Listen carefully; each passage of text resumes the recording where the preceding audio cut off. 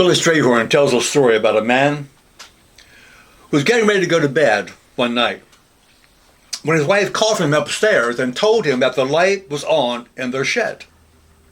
She said she could see it in their bedroom window.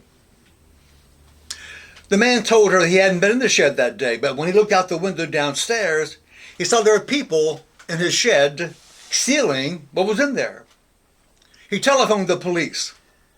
The police told him there was no one in his area, and consequently, there was no one available to catch the thieves. The man said, okay, and hung up. He counted to 30, and then he called the police department again. This time he said, hello, I just called a few seconds ago because there are people in my shed stealing. Well, you don't have to come now. I just shot them. Within 5 minutes, there were half a dozen police cars around his house. Also an armed response unit. They caught the burglars red-handed. One of the policemen said to him, I thought you said you shot them.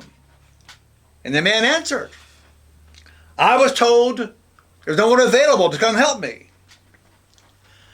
Sometimes you just feel like you need to get somebody's attention any way you can.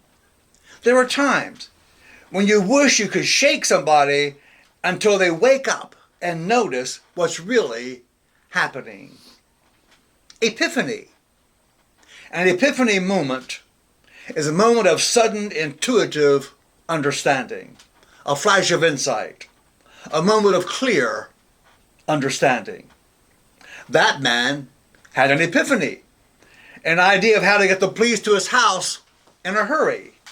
I didn't say it was a good idea, but he had an idea. In the Christian church, we now find ourselves in the season of Epiphany.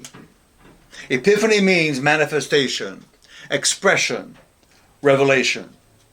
Epiphany celebrates the coming of the wise men to worship the infant Jesus.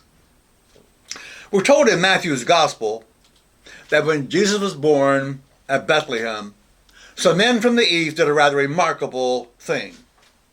According to all the records, they were important men, mighty men. We're not sure they were actually kings, but somehow they got that title. They had a consuming interest in seeing a tiny newborn child, a helpless, powerless infant, a mere baby, recently born to a peasant family in the faraway land of Judea. We're told these things about these three wise men. First of all, they came to see Jesus. Second, they worshiped Jesus.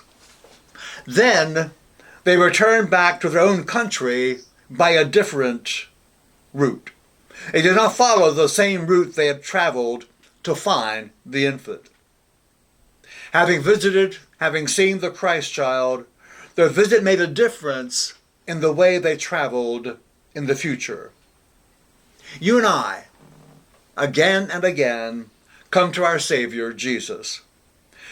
There we worship, and hopefully our worship of Jesus brings us a life-changing touch that will encourage us to choose to travel through life by a different way. Whatever the terrain over which the wise men traveled, returning home, I'm sure they had to have traveled with lighter hearts, with greater joy, with deeper hope, with a strengthened faith. During our Epiphany season, may you and I face tomorrow with lighter hearts, greater joy, deepened hope, and a faith strengthened for whatever tomorrow may bring.